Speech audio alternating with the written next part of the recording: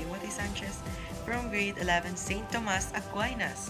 And so for today's video, we'll give you a tips or guide that will help you to maintain your physical fitness and stress management during this community quarantine or the pandemic that we are facing today. Without further ado, let's get started!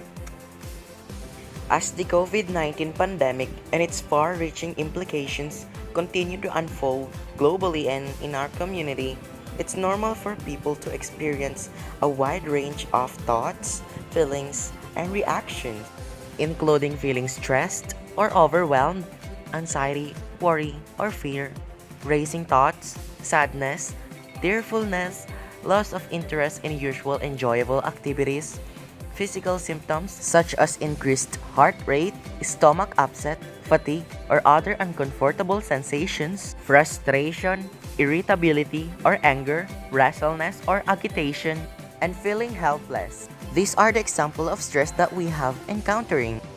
And I think these experiences are all understandable in the face of significant challenge.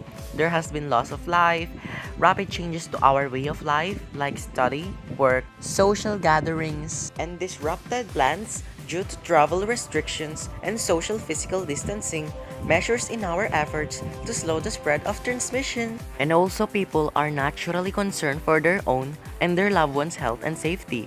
There is still much uncertainty. And for me, it's important to recognize the seriousness of the public health challenge facing our community and be mindful that reacting from a place of panic and fear is usually unhelpful, especially in the long term. And looking after our well-being in times like this can help to reduce stress and is crucial in enabling us to still take calm and effective action in the midst of this global crisis. These are the strategies to cope with stress, anxiety, or distress. But first, what is stress management? Stress management is a wide spectrum of techniques and psychotherapies aimed at controlling a person's level of stress, especially chronic stress, usually for the purpose of and for the motive of improving everyday functioning. When many things feel uncertain or out of our control, one of the most effective ways we can manage stress and anxiety is to focus on the actions that are in our control. The first one is acknowledge your feelings. Whatever you are feeling right now, know that it's okay to feel that way. Allow yourself time to notice and express what you're feeling. This could be through journaling, talking with others, or channeling your emotions into something creative like drawing, painting, poetry, or music. The second one, maintain your day-to-day activities and a routine as much as possible because having a healthy routine can have a positive impact on your thoughts and feelings. Go back to basics, eating healthy meals, physical exercise like walking, stretching, running, and cycling. And also getting enough sleep and also doing things you enjoy, even you're in self-quarantine or working from home.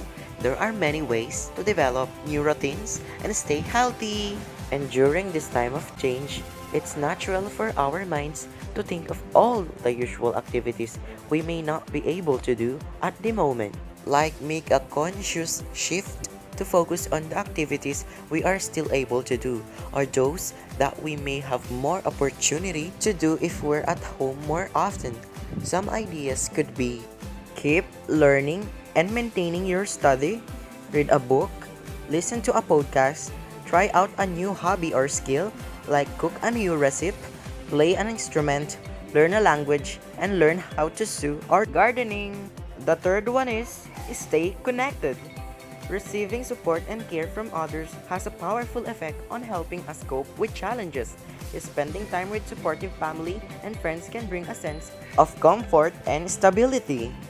Because talking through our concerns, thoughts, and feelings with others can also help us find helpful ways of thinking about or dealing with a stressful situation.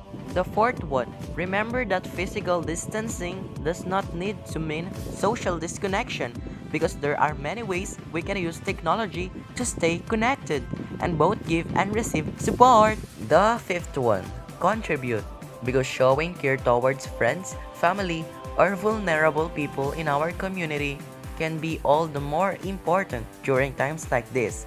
It can foster a sense of hope, purpose, and meaning. And here is the video tips on how to manage everyday stress.